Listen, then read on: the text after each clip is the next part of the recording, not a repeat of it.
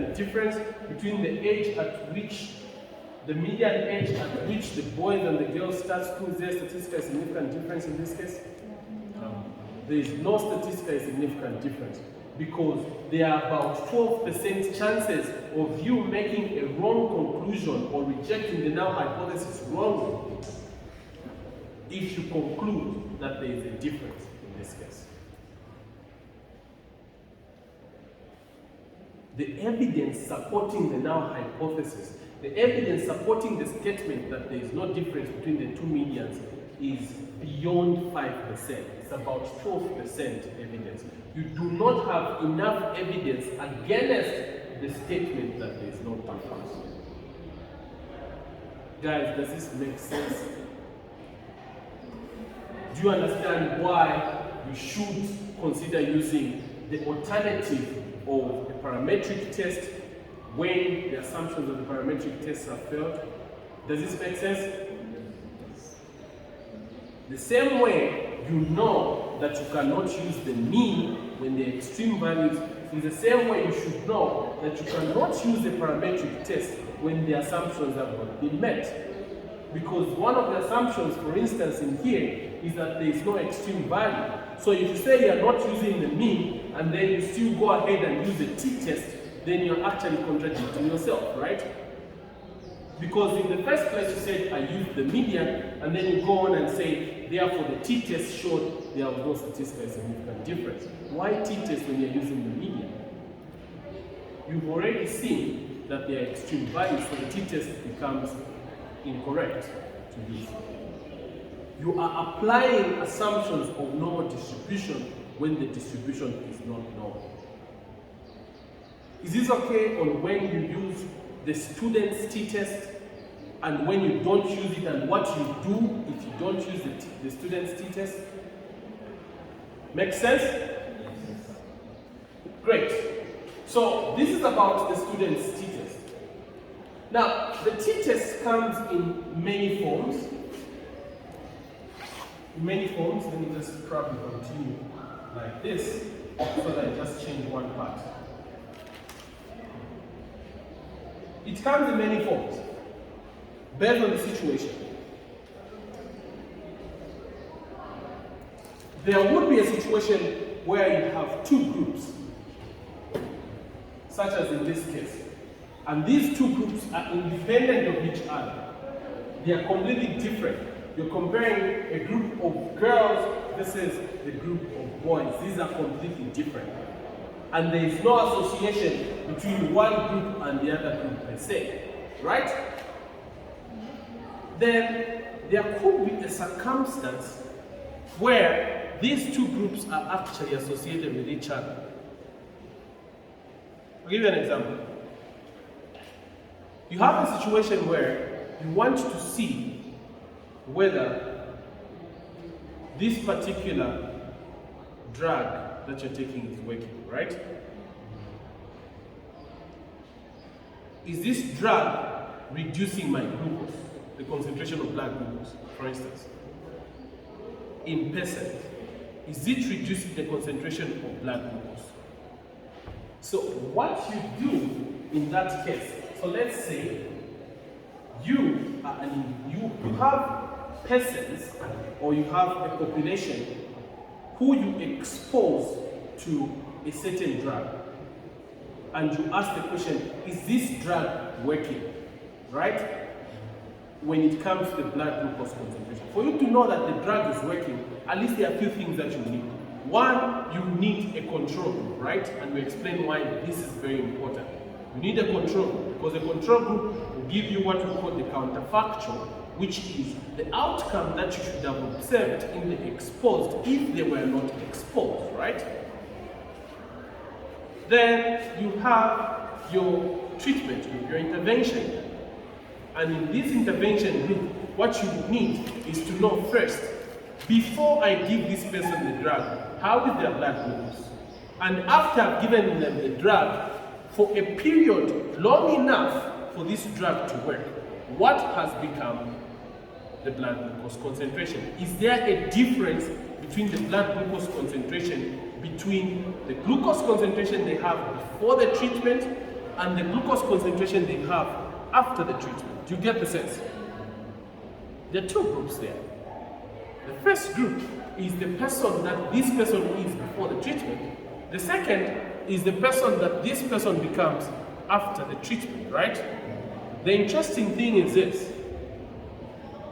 The blood glucose concentration that one is going to have, or the outcome that one is going to have, is going to be linked to what they had previously. Which means that the person who started with a very high blood glucose concentration, after treating them for some time, the blood glucose concentration will actually reduce from the initial value.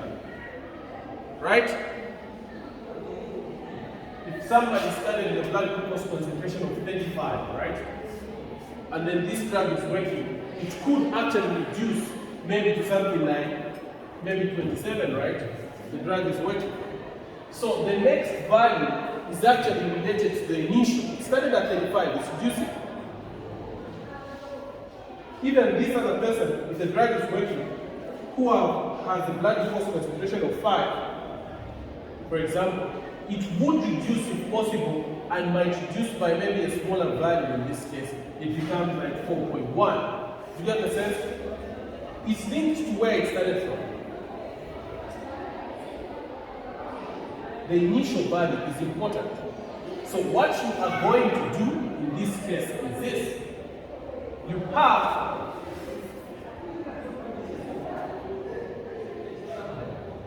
will end up having two groups, which is before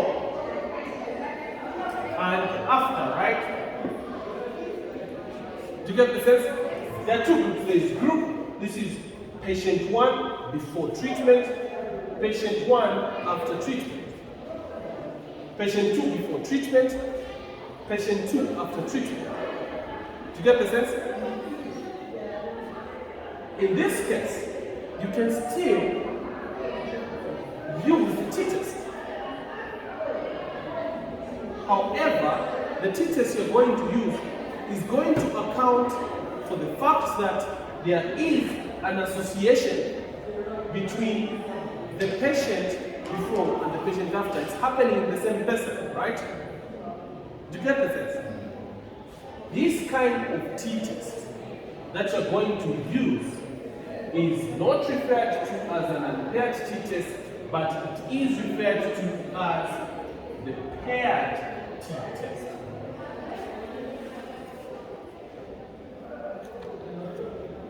Paired t-test is what you use.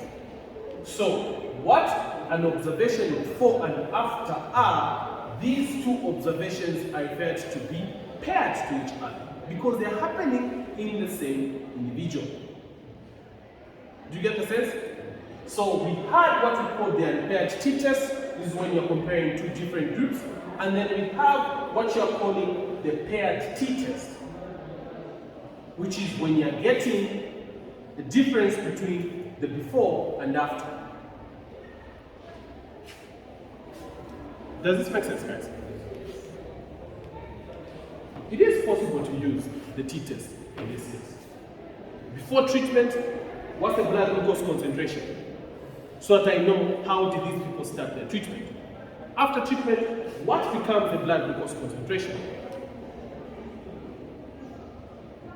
Then you're going to make a conclusion.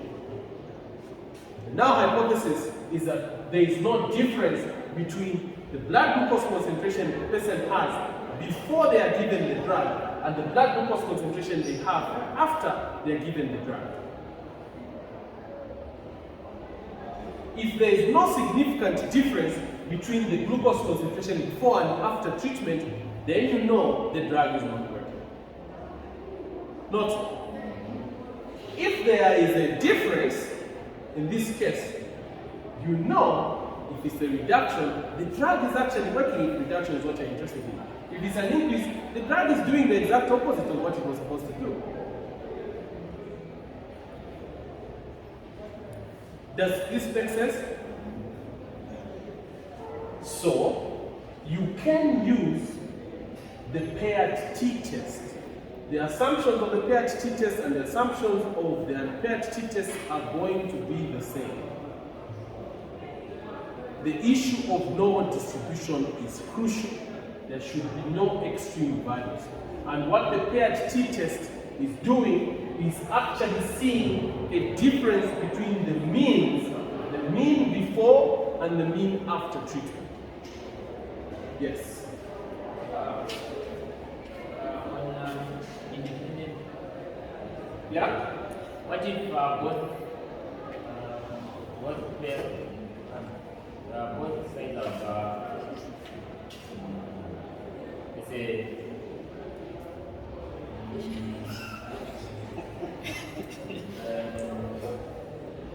let's say the age 8, depending on yours age 8. The extreme values. Yes, extreme value. Yeah, so basically we said you don't use the t-test whenever the distribution is done wrong. And basically what you're going to do is to check the distribution. You probably check the distribution of both groups.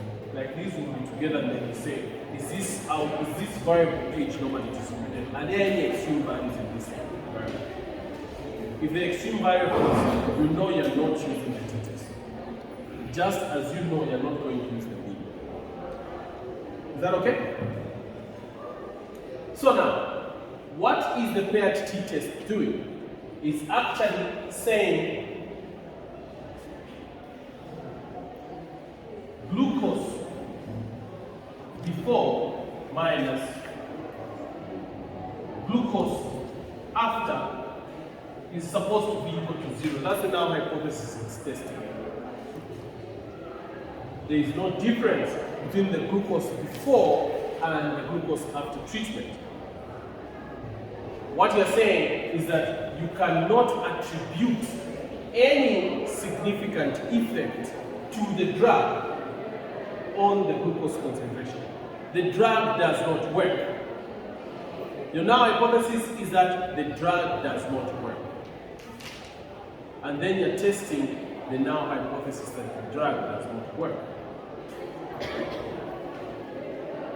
If you go ahead and carry out this study, you had your ethical clearance, they say this study looks good, let's go, then you actually check the glucose concentration before and after treatment. Let's say you have a mean glucose concentration before you treat the patient of 5.1 and a mean glucose concentration after you treat the patient of 3.2. The mean difference in this case becomes what? What's the mean difference? Is it 1.9? Something like that, which needs to be confirmed.